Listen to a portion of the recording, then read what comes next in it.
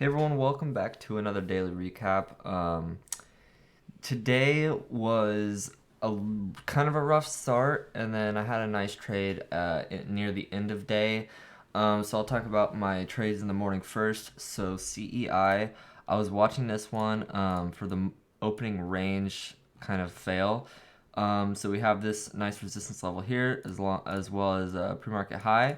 These are the levels I was looking at. So I sized in about 50% size here. And this whole trade I was only risking about 0.4 R because I wanted to scale small size front side and then really slam in backside for the fade down. Not necessarily a huge fade because this is a multi-day, but probably, the nice 73, 75 level down here from up here, which would be a nice trade, especially if I got that ad. But yeah, so I went in about 0.2 hour risk here, 0.2 hour risk here. And I mean, it never showed any weakness. I never added full size, and I stopped out over high day. It was a solid stop out. I didn't try holding longer or anything. But like, look at how many consecutive green candles. This is a massive run and just squeeze out. Um, what I really failed to do was reattack, and that's something I notice all the best traders do. They stay in the game, so they do take some small, like when the stock is being super difficult, they take some cuts on the front side, but they're well under an R, maybe 0.5 R, maybe 0.2 R. They're under an R, so they can stay in the game for backside, and they can really add backside. So I am really mad at myself for just stop. I just stopped trading this. The reason was I thought it was super strong, meaning that automatically made me think it's going to be strong the rest of the day, which is not necessarily true. And also, I was a little thrown off today because of Ukraine and Russia declaring war. Also, just the sector run of energy and oil, which CEI is in. So I was just worried, there's sector strength. Is this going to make it hard for me to trade? I don't want to get chopped up today. So really better safe than sorry. I don't blame myself for avoiding the reattack, but I do wish I did reattack, especially if this was like a normal market, because it had that nice $1 rejection, like literally such a whole dollar mark right there. And it had a pretty nice rejection, and then this bounce, I knew it felt weak. You could also see the huge volume, so there was massive selling on this bounce, and I really wish I attacked it, but I didn't. And if I had attacked it, probably would have done 0.5 R risk about here. After I did this, I probably would have added full size here or on this bounce, and then covered out down here. Yeah. And I know a lot of people did pretty good on this. I know some people who reattacked this bounce, which was super nice. And then I know someone who attacked this view up exhaustion kind of area here. So, it was holding up, holding up. I had that last view up exhaustion. It was, weak, and then the floor just washed down. And it offered a nice opportunity here. I totally missed this opportunity. I was looking right here to attack. I let it test it. I was hoping for a re-attack to go in, but I never got anything, and I totally missed it. Next time I'll be able to. I'll just get a starter right here. I'll get a starter, and I'll even chase a starter. Like even if it's just a chase down here, it's nothing compared to the overall picture. So that is what I could have done better on CEI, and I would have well made more than this loss. Like literally, this loss was like 0.3, 0.4 R, which is nothing. That's the beauty of staying small front side. Now, my next trade was somewhat similar. This was also morning range, kind of failed breakout. So in the first 5 minutes, we kind of set this range here. And then once it tested it, I shorted. I should have had an order ready, but I didn't. So it rejected, it confirmed, I got in, and then I just kind of added more and more into this micro shelf, adding as it looked like it was about to break. I should have added into the strength, but I wasn't able to get locates, so I was just like spamming and then locating and then spamming and locating and then going short. So it was kind of like that. I like this trade a lot. I think I handled it very well. I got in for a decent. I wasn't risking 1R on this because of the locate situation, because there I got lucky on some like 0.0025 a share locates, and those are the ones that I use. But the other ones were like 3 cents, and I'm not spending 3 cents a share for this price in range stock. Like it's just not worth it. So I just got in about, I think it was about point 0.7 R loss, but originally I would have gone full size if the locates were fine. So I got a little lucky, I guess, on that side. But the execution, very, very good. What I am mad I didn't do was just reattack this, because you could see the weakness and you could see the volume. So we push over, we kind of crack down pretty big. We bounce, and this is when you wait. I wouldn't go short here yet. I would let it retest to see if it wants to go higher. It just failed. It totally just failed. And this is the bounce I wanted to hit real time. I was watching this. I was like, ooh, I want to get back in. I didn't. For the same reason of CEI, I was a little worried. It already it already trapped the first failed breakout. Is it gonna do it again? I don't know.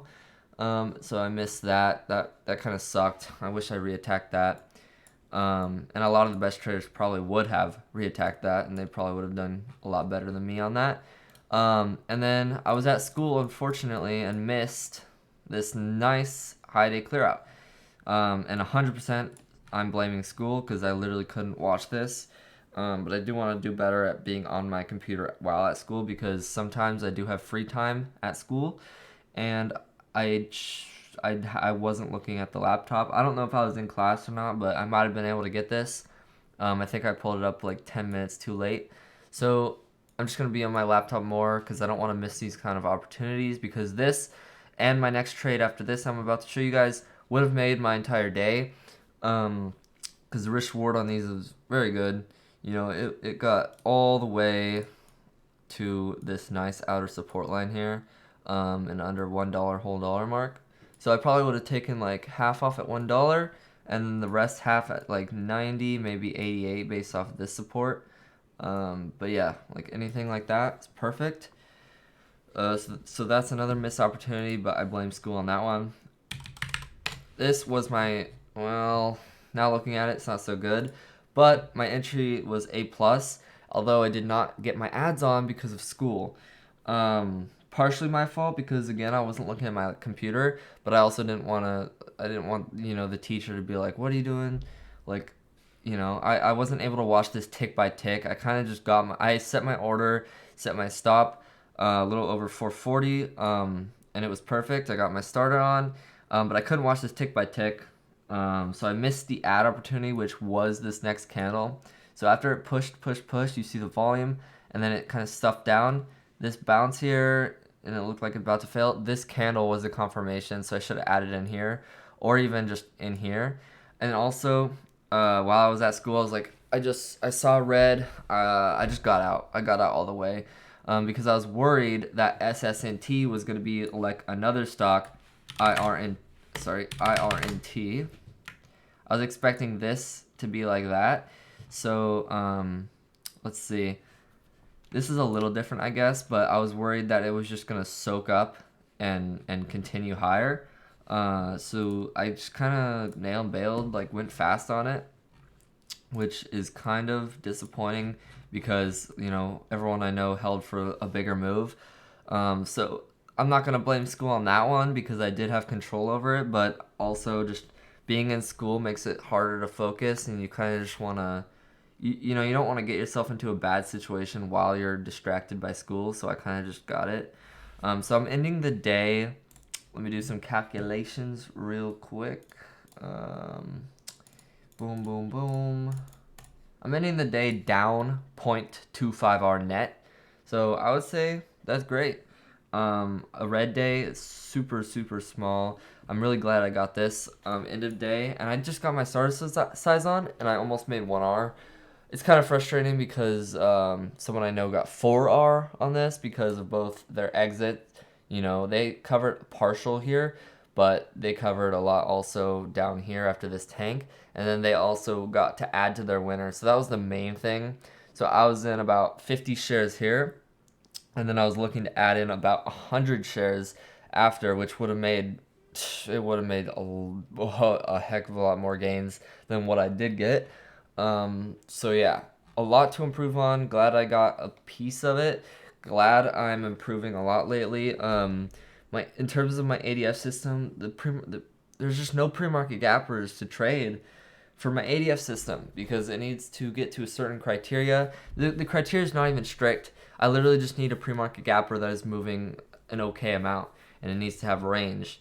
But we're just getting nothing, so I haven't been executing that. But I'm really excited to because it's super profitable based on my back tests. But just ever since I started to try discretionary trading, I do have a fair amount of screen times, and I've seen the opportunities while sitting on the sidelines, and I don't want to wait. I don't want to like watch the opportunities go by. I want to get a piece of them. So I kind of implemented a new system of trading my ADF system pre-market and then discretionary trading after the open. Failed breakout moves, morning range failed breakouts. These intraday runner failed breakouts are good. And then I'm learning other opportunities too.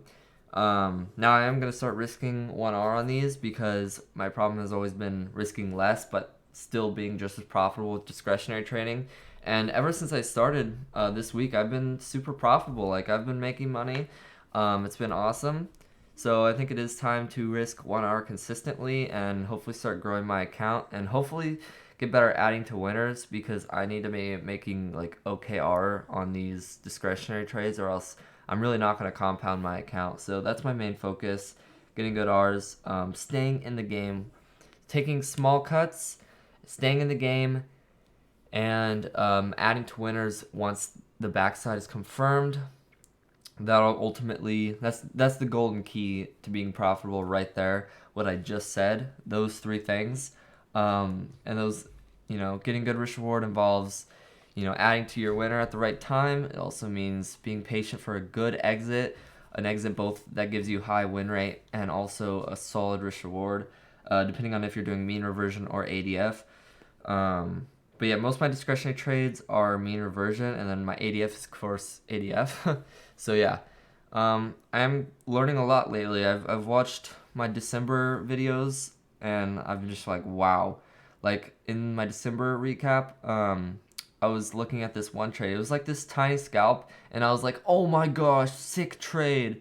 Like, I kind of cringed, like, oh my gosh, like, what did you get, like 0.5R there? So I have improved a lot. My screen time experience has gone up a lot, I've noticed. And overall, I'm feeling pretty good with my trading. The market is very interesting right now, so definitely experiencing something new. But yeah, I hope you guys are all surviving this market. Some things have blown people up recently, so just stay safe. Get that max daily loss set, max ticker loss as well. You have no excuse, zero excuse. You need to do it. Even if it's like, I don't know, set for 25% of your account, just do it. Like, you might be like, oh, I'm not gonna hit it. Like, when you get emotional, like, you will hit it. Like, I haven't hit it yet, but I know in the future I'm going to hit it at some point, because of whatever reason. Maybe something happened, I'm emotional, I've gotten to a point where sometimes I'm like emotional and I make pretty bad decisions. Most of the time I don't risk that much money right now, so like even when I make bad decisions, it's not catastrophic at all. Like, I've never even lost 1% of my account in a single trade yet. But yeah, so overall, yep, I think this is a good video. A lot I said I enjoy, and I'm excited to recap this or rewatch this because I think there's a lot for me to learn from my experience today. If you do enjoy, be sure to drop a like, subscribe, turn on post notifications because I'm going to be uploading a lot more in the future. I'm going to try to be uploading these daily recaps every day, but I'm not going to be strict to it because I don't want the stress, pressure. My main focus is always trading and not these YouTube videos, but I do like to put them out for my benefit, but also I think some of you could take something from it, so I hope that's true. Let me know if you have anything down in the comments, and I'll see you all later. Stay alive in this market. Good luck. I will see you later.